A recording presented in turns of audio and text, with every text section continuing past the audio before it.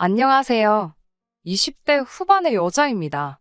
아무리 사람의 욕심이 끝이 없다지만 도를 지나친 욕심과 그 속마음과 본성을 숨기고 저와 결혼하려고 했던 남자친구와 얼마 전 파혼을 했습니다. 그때는 혼자서 많이 힘들었는데 지금은 다 털어내고 나름 행복하게 살고 있어요.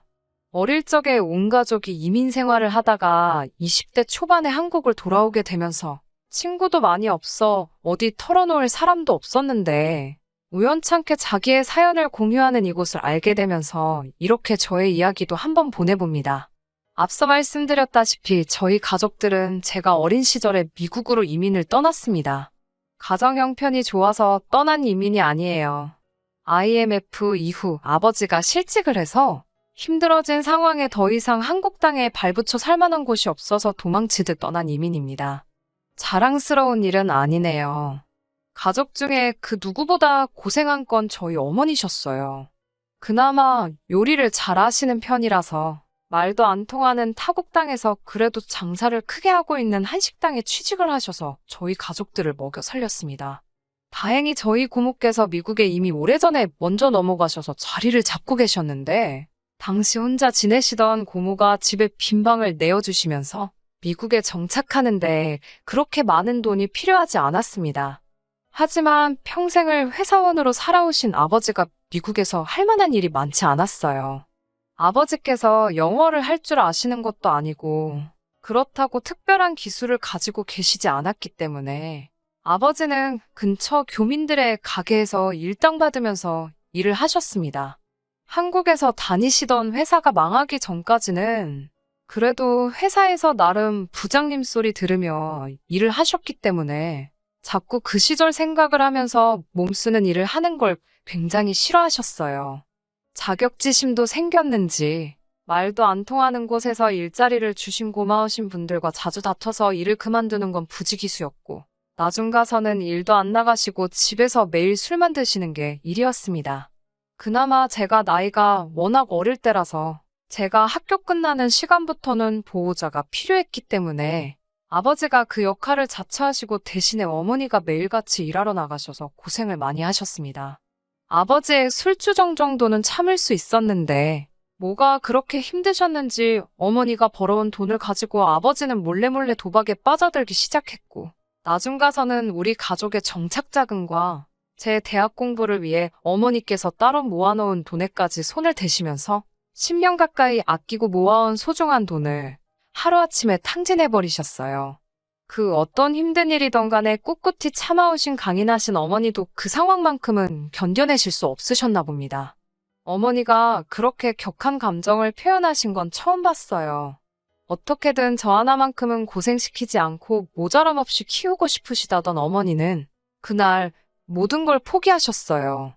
그렇게 오열하던 어머니의 모습이 제가 미국에서 본 어머니의 마지막 모습입니다. 다음날 어머니는 편지 한 장만 남기시고 혼자 한국으로 떠나셨어요. 사람들은 왜 그렇게 있을 때 잘하지 못하고 지나고 나서 후회를 하고 반성을 하는지 모르겠습니다.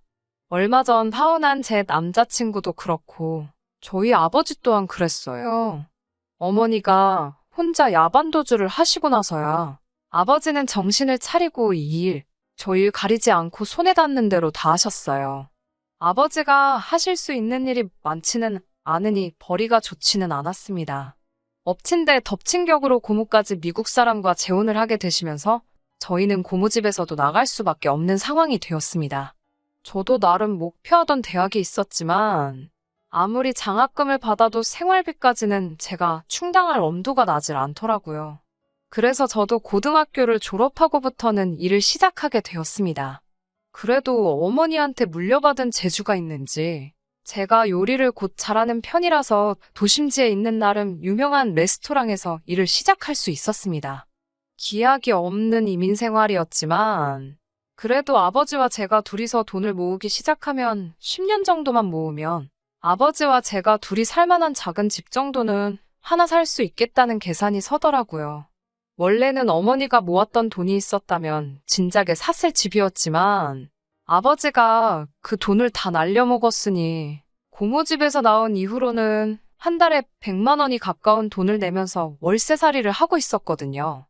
정말 월세로 내는 돈이 세상에서 제일 아깝다는 생각마저 들었습니다. 그렇게 3년 동안 열심히 어깨너머로 요리도 배우고 정신없이 바쁘게 살면서 돈을 모아왔습니다. 제가 한국으로 돌아오기로 결심하게 된 건 통장에 차곡차곡 쌓이고 있는 돈을 보는 게 인생의 유일한 낙이었던 언젠가였습니다. 평소처럼 열심히 일을 하다가 퇴근을 했는데 아버지가 집에 계시지 않더라고요. 이따금씩 새벽까지 일하시는 게 있으셔서 아침이 돼서야 들어오시려나 보다 하고 대충 넘겼어요. 그리고 아침에 일어났는데 아버지가 돌아오실 시간이 넘었는데도 돌아오지 않으시더라고요. 전화기도 꺼져 있고 어디서 뭘 하시는지 걱정이 돼서 그날은 출근까지 할 수 없었습니다. 아버지의 행방을 알 수 있던 건 그날 저녁이었어요. 경찰서에서 연락이 왔습니다. 아버지가 술에만 취해서 행패를 부리고 다닌다고요. 수중에 돈도 얼마 없었는데 탈탈 긁어모아 보석금을 내고 아버지를 빼내왔어요. 아버지는 술이 아직도 깨지 않으셨는지 제가 운전하는 차 옆에서 고개를 돌린 채 아무 말도 없으시더라고요. 그리고 나서 충격적인 사실을 전해 듣게 되었습니다. 아버지가 다짜고짜 미안하다면서 눈물을 보이시더군요. 안 좋은 예감이 들었지만 아버지가 울고 계시니 왜 그러시냐 물어볼 수밖에 없었어요. 아버지는 기어이 여태까지 아버지가 모은 돈과 제가 졸업 후에 대학교도 포기하고 모아놓은 돈에 또다시 손을 대신 거였어요. 같이 일하시던 분하고 잠깐 놀러 갔다던데 조금씩 돈을 잃기 시작하니 본전 생각이 나서 한 번만 더 하다가 통장에 있는 돈까지 손을 대신 거였어요. 막상 저희를 버리고 떠난 어머니가 원망스러웠는데 그때가 되니 어머니 기분이 이해가 되더라고요. 정신 차린 듯 보였지만 태생부터 구제불능이었던 아버지였던 거예요. 차라리 어머니가 저를 혼자 남겨두지 않고 같이 데리고 가셨으면 하는 생각이 들기까지 했습니다. 도무지 참을 수가 없었어요. 그 뒤로 아버지와는 한 집에 있어도 말 한마디를 섞지 않았습니다. 한 달 동안 정말 제가 일하던 레스토랑에서 법이 허락하는 선에서 최대한 일을 하고 남는 시간에는 아는 분 통해서 또 다른 일을 했어요. 그렇게 한 달 내내 쉬는 날도 없이 일만 했더니 제 손에 700만 원이라는 돈이 생겼습니다. 그 돈으로 아버지가 혼자 지낼 수 있게 한 달치 월세를 미리 내놓고 또 나머지 100만 원은 현금으로 찾아서 허튼 데 쓰지 말라는 편지만 남겨두고 남은 돈으로는 비행기표를 사서 저도 혼자서 귀국길에 올랐습니다. 반나절이 넘게 걸리는 비행기 안에서 혼자 울었다가 한편으로는 후련하기도 한 마음 때문에 웃었다를 반복했어요. 누가 보면 저를 미친 사람으로 봤을 수도 있었을 정도로 정신없는 비행이었습니다. 아무튼 제 과거 이야기가 너무 길었네요. 한국으로 돌아오고 나서는 제 수중에 남아있는 돈으로 보증금 200에 월세 30만 원짜리 허름한 방에서 혼자서 생활을 시작했습니다. 영어는 자신이 있었지만 학위가 없는 저를 써줄 만한 영어 학원은 그 어디에도 보이지 않았어요. 그나마 배운 게 요리이다 보니 그걸 가지고 금세 취직을 해서 기본적인 생활을 유지할 수는 있었습니다. 미국에서도 요리하는 사람들이 박봉이기는 한데 한국도 마찬가지더라고요. 200만 원도 안 되는 월급이었지만 그래도 저 하나 입에 풀칠하고 사는 데는 모자람 없이 넉넉한 돈이었어요. 출퇴근하는데 드는 대중교통비만 제외하면 식사는 일터에서 해결할 수 있으니 다행히 돈 들 곳이 많지는 않았습니다. 허름한 월세방을 탈출하고 싶은 마음은 굴뚝 같았지만 당장 이 집보다 싼 곳을 찾을 수가 없어서 한동안 지내게 되었어요. 박봉인데다가 정신없이 바쁜 직장 생활이었지만 언젠가는 저도 적당한 아파트 한 채 얻어서 아버지처럼 가족들 고생만 시키는 그런 사람이 아니라 저를 많이 아껴주고 저를 위해 희생할 수 있는 그런 사람을 만나 가정을 꾸리고 그렇게 평범한 인생을 살겠다는 목표 하나만 가지고 이악 물고 버텼습니다. 그렇게 하루하루를 살아가고 있던 제게 결혼까지 약속하게 되는 그런 사람이 찾아왔어요. 정말 상상도 못한 만남이었습니다.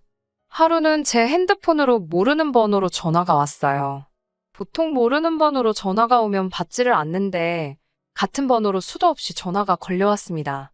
계속해서 무시하고 있었는데 문자로 제 이름을 들먹이며 어머니 일로 전화를 드렸다는 문자를 받았습니다.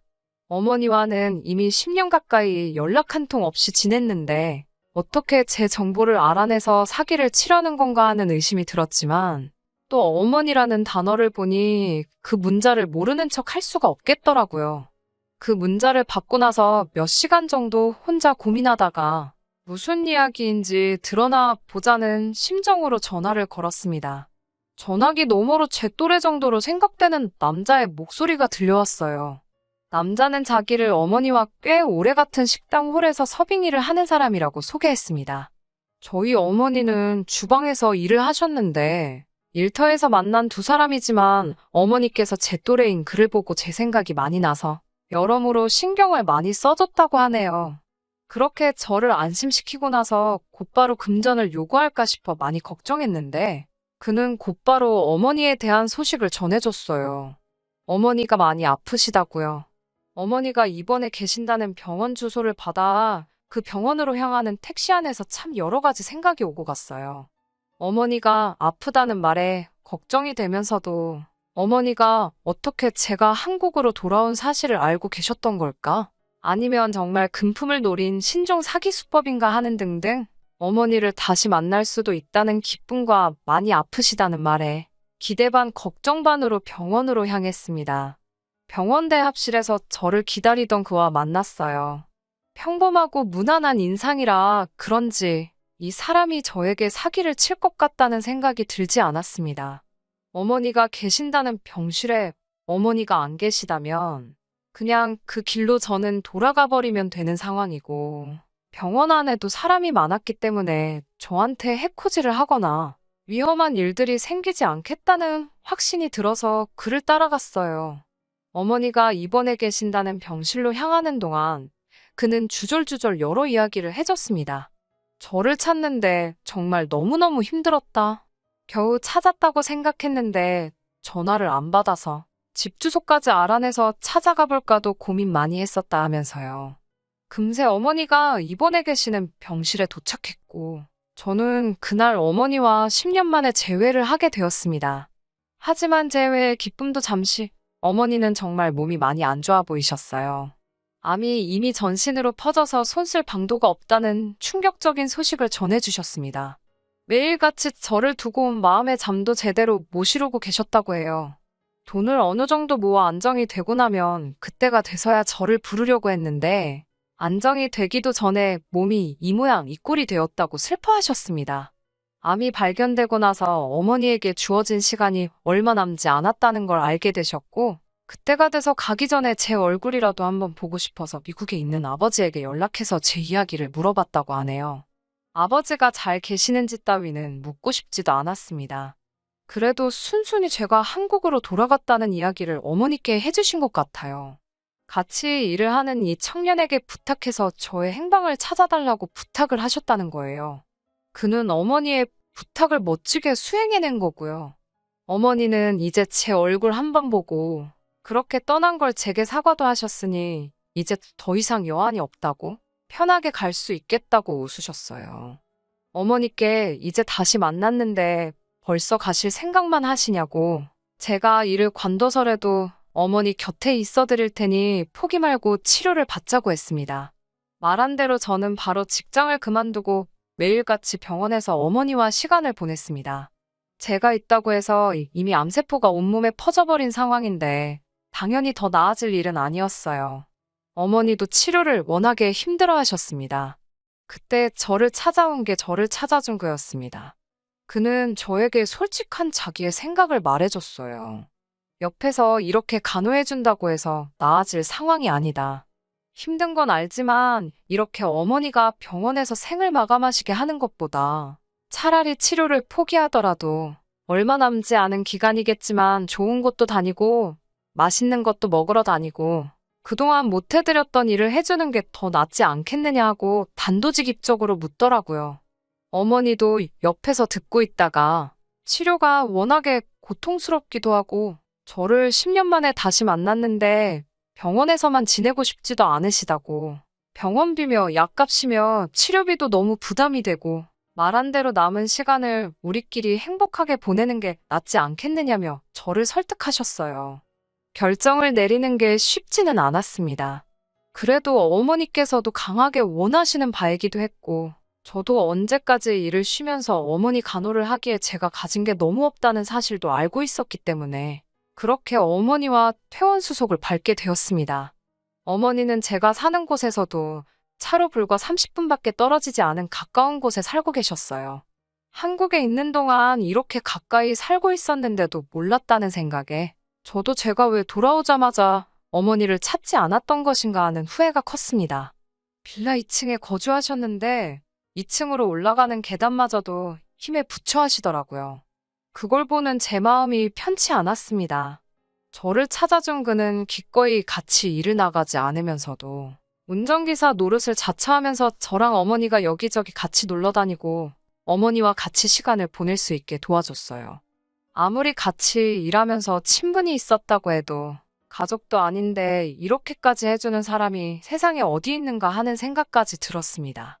그렇게 셋이서 같이 시간을 보내다 보니 저도 자연스럽게 그와 정이 들기 시작했어요. 그리고 그 남자의 고백으로 저희는 연인 사이가 되었습니다. 어머니도 일을 하면서 그를 보면 제 생각이 많이 났고 어머니 눈에는 요즘 세상에 이렇게 성실한 청년이 또 어디 있겠냐며 저희가 연인이 된 사실을 축하해 주셨어요. 그렇게 짧고도 긴 4개월이 지나갔고 어머니는 결국 돌아가셨습니다. 그래도 가기 전에 저와 함께 시간을 보낼 수 있어서 많이 행복하셨다고 든든한 짝이 생긴 걸 두 눈으로 보고 가니 안심이 된다는 마지막 말을 남기고 저는 다시 어머니와 영영 이별을 하게 되었습니다. 참으로도 견디기 힘들었습니다. 그래도 남자친구가 제 곁에서 든든한 기둥 역할을 해주었기에 이겨내는데 그리 오랜 시간이 걸리지 않았습니다. 어머니의 장례식이 완전히 끝나고 나서 얼마 뒤에 어머니께서 제 앞으로 거액까지는 아니지만 상당한 금액의 보험금을 남겨두셨다는 사실을 알게 되었어요. 어머니가 살고 계시던 빌라도 제가 상속을 받게 되었고요. 아이러니하게도 어머니를 떠나보냄과 동시에 제가 꿈꾸던 평범하고 안정된 삶을 손에 넣게 되어버린 거죠.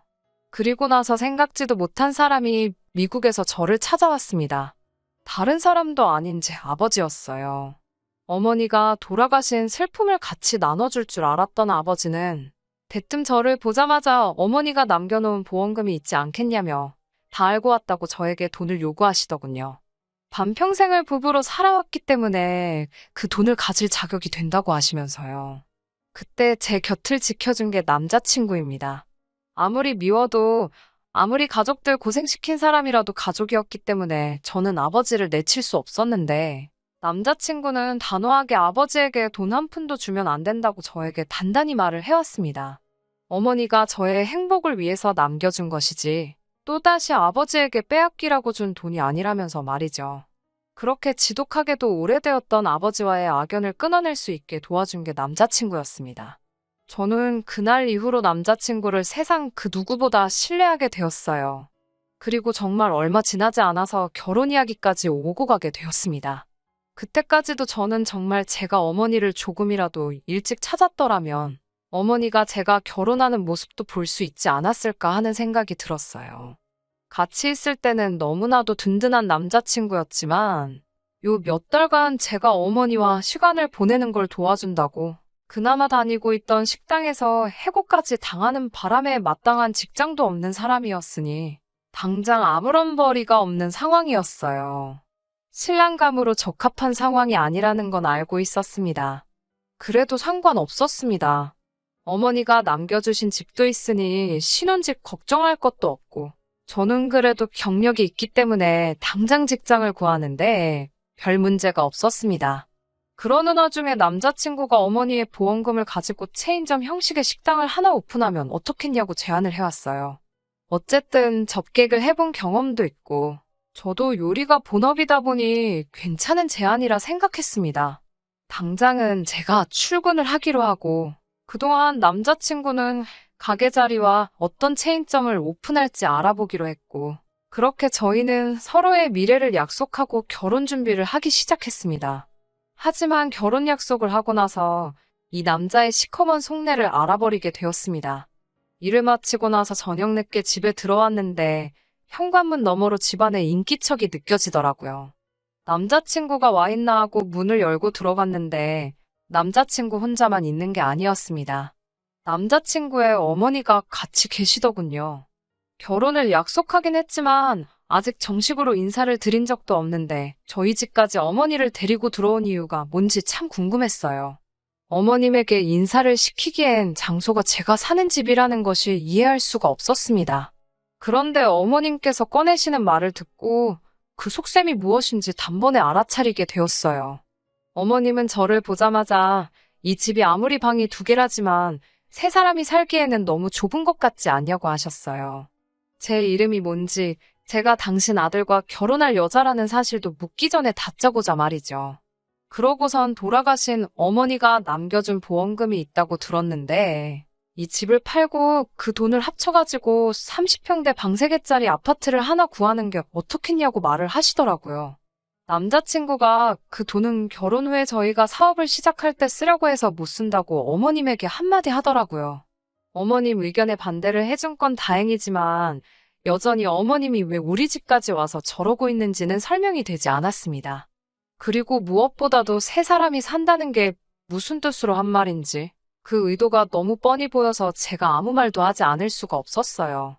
그래도 시어머니가 되실 분인데 시작부터 단추를 잘못 끼울 필요는 없으니 못 알아들은 척 아직 남자친구와는 자녀 계획은 따로 없고 둘이서 살기엔 교통도 그렇고 이만한 집이 또 없다고 생각한다고 말했습니다.